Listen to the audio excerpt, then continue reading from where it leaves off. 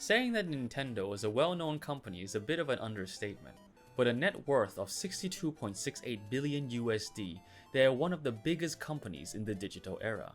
In 1991, they were listed as Japan's most successful company, beating Toyota. Influence-wise, they own several of the world's most beloved video game franchises, that being Pokemon, Mario, and Zelda.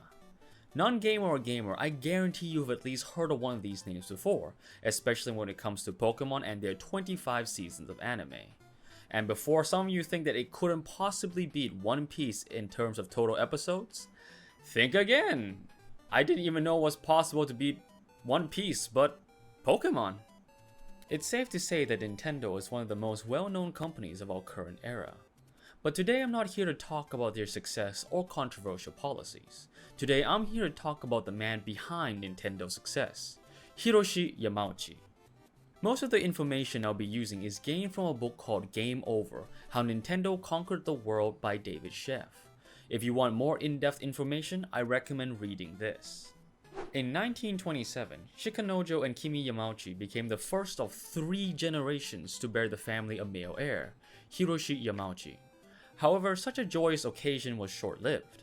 Shikanojo disappeared when Hiroshi was 5, leaving his son to be the next heir apparent of Nintendo instead. Disgraced by a runaway father and ignored by his mother, Hiroshi was raised by his grandparents who gave him the strictest education in every facet of life. Arrogant and bitter, Hiroshi grew up to be a rebellious and conceited young man. He attended preparatory school in Kyoto during 1940 with plans to study law or engineering, but World War II happened and everything came to a halt. They refused to send him to the military, knowing that he was too young to fight and that Japan would lose at this stage of the war. Hiroshi was given an assignment in a military factory instead. Here, at 13 years old, he learned how to bribe his supervisor and was excused from work every day. He enrolled in Waseda University to study law in 1945 and entered into an arranged marriage with Michiko Inaba, a descendant of a high-ranking samurai who created the globally known Inaba cloison. The biggest change of his life came in 1948 when a 21-year-old Hiroshi was summoned by his grandfather. His grandfather just survived a stroke and wanted to discuss the future with Hiroshi. He was told to drop school and take over as president of Nintendo. However, Hiroshi insisted on one major condition. He would be the only family member at Nintendo. He wanted to ensure that his status as the sole heir would never be questioned. Weak and saddened, his grandfather agreed to his terms and fired Hiroshi's cousin from Nintendo. The old man died soon after, filled with unease that his company was in the hands of his disrespectful and spoiled grandson.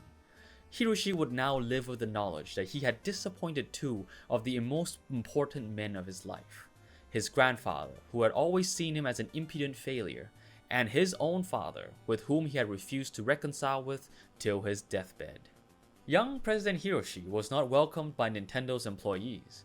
They looked down on his youth and inexperience, worried that he would be doing a clean sweep of longtime employees. True to expectations, Hiroshi fired every employee from his grandfather's reign, preventing any of the old guard from questioning his authority, solidifying his position as God Emperor of Nintendo. And in true God Emperor fashion, he ruled the company with an iron fist, marching it at breakneck speeds toward the future. Hiroshi changed the name of the distribution company to Nintendo Karuta and modernized the card-making process, manufacturing the first plastic-coated cards in Japan. He made a licensing agreement with Walt Disney in 1959, and Nintendo Karuta began selling Mickey Mouse cards to children and families. The results were instantaneous. The company sold a record-breaking 600,000 packs that year. President Hiroshi was still discontent. There was a limit to how profitable Hanafuda cards could become. Hiroshi changed the company name to Nintendo, turned the private company public, and expanded into various new businesses. He made instant rice, love hotels, and even a taxi company named Daiya. All of them ended in failure, which made him realize that the only way forward for Nintendo was entertainment, something that would take advantage of Nintendo's distribution system.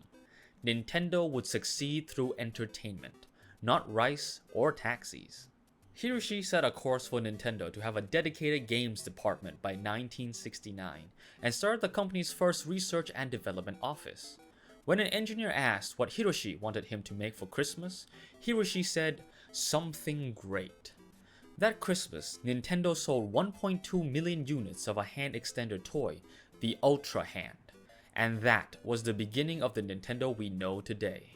The games department's sole job was to produce toys and present it to Hiroshi for evaluation. Like a divine leader, Hiroshi always knew what would sell, and he never asked for a second opinion. Wielding his authority like a daimyo from medieval Japan, everything produced was done according to his will, and every engineer competed to appease him. As one engineer said, "We lived for his praise." Successful toys were continually produced. The Nintendo Love Sensor, the Nintendo Beam gun games, and the first laser clay range in Kyoto 1973. Nintendo was climbing the ranks of company valuations at a rapid pace. But then the world's first oil shortage began in 1973, causing Japan's economy to plummet. With such heavy investments into expansion and their game ventures, Nintendo was on the brink of collapse.